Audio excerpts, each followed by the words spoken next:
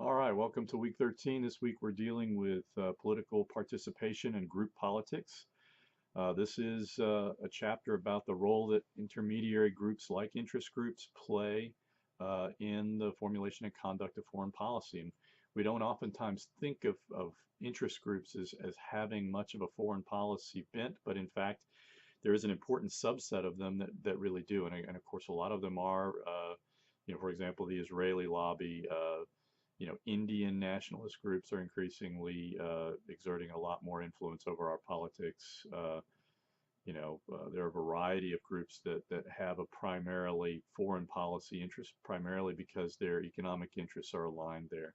Um, so what role do interest groups play?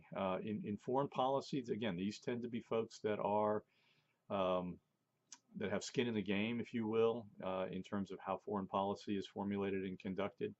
Uh, Interest groups tend to form, around those kinds of interests. They tend to go through a life cycle, which the text talks about. Um, they use a variety of strategies in order to try and influence the public policy process. Obviously, groups that are well established and well funded rely on what we might call an inside strategy, where they go to lobbying because they believe that they can be effective that way. A lot of groups, especially when there are wars or potential military interventions being contemplated, will resort to protest. And a lot of times you can tell whether a group, again, is well funded, well supported, things like that, by that decision as to whether they're going to adopt an inside or an outside strategy.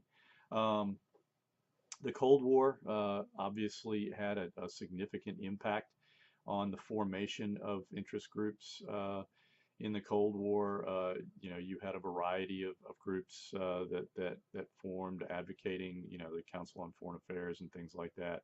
The Committee on the Present Danger was a group, and again, they're organizing. They're trying to push a particular policy, either a more confrontational approach vis-a-vis the Soviet Union or whatever.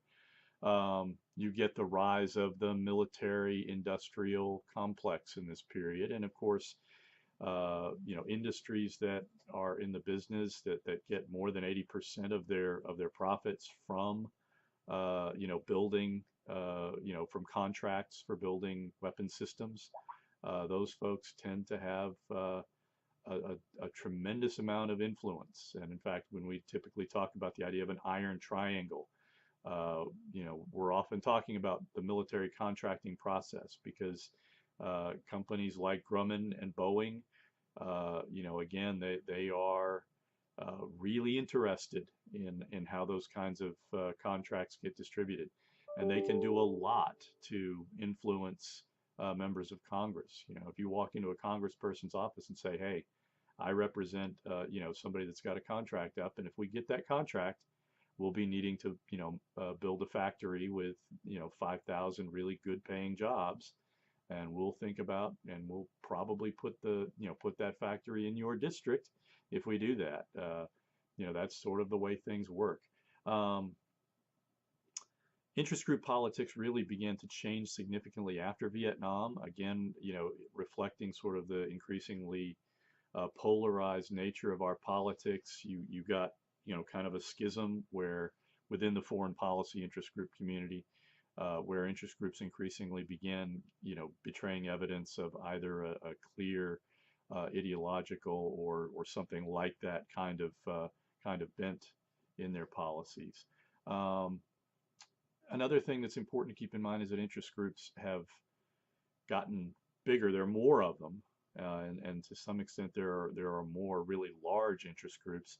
But interest group membership has become a little bit more of a kind of a checkbook advocacy kind of thing, reflecting something that's broadly happening in our politics, where people are becoming more and more disengaged in our politics. So those are some of the highlights of this chapter, and I hope, again, as always, if you have a question, if something is confusing you, feel free to ask me a question, and I'll do the best I can to answer it.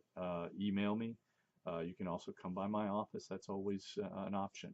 So let's learn a lot over the course of this week, and I hope you enjoy the chapter.